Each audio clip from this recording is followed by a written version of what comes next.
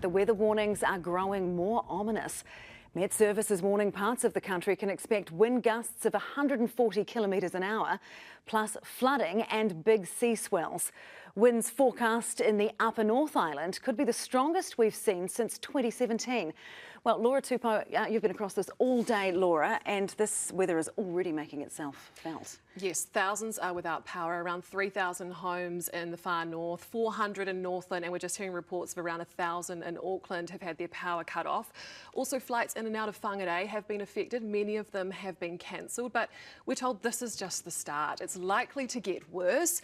Tomorrow we will have the worst of it, we're told, and I will have those warnings and watches very shortly. But first, more about the preparation for what we're being told is the biggest weather event in the upper North Island for some time.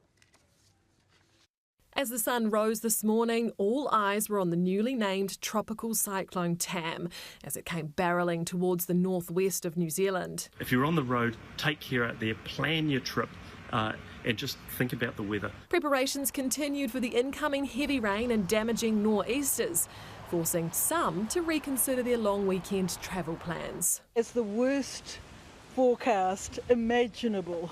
So no, I'm not going to the Coromandel. We're heading to the Coromandel. Even though you've heard that it's going to be crazy? Not till Saturday. Tropical cyclone Tam was then reclassified. So it's Cyclone Tam, and it is a huge monster of a subtropical low. But actually the impacts from it don't change. If anything, they increase because it becomes much more widespread, and there's a lot of significant weather coming with Cyclone Tam as it gets closer. It's extended Met Service's warnings and watches and upgraded them in areas too. And it is going to be heavy rain, and it is going to be thunderstorms as well associated with that heavy rain. And thunderstorms, when they happen, that's intense downpours over very small areas within the larger regions. So that's expected over the next 24, 48 hours. And then, of course, the strong wind watches and warnings are very significant.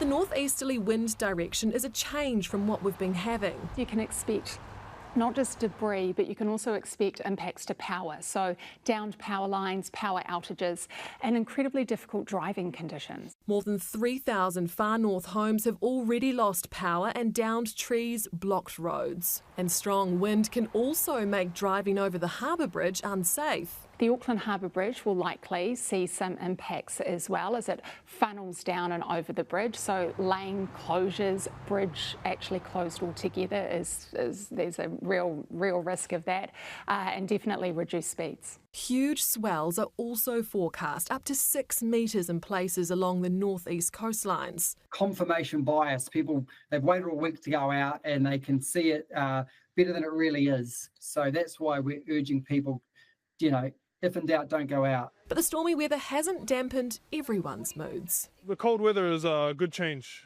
Yeah, so we've been waiting for it, so happy to see it come through. And for these visitors from Scotland, where we come from, that's just lovely. Nice to have a positive attitude, isn't it? But here is how we are looking heading into Thursday. The places in orange are the higher grade warnings: Northland, Auckland, Coromandel Peninsula, down to Bay of Plenty, Gisborne and even Tasman.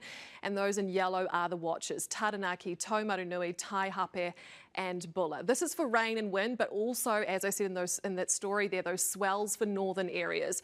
And some of these are in force until midnight Friday. There's likely to be a lot of action overnight tonight, so do take care in the mornings. Keep up to date with the warnings because they may extend into other areas.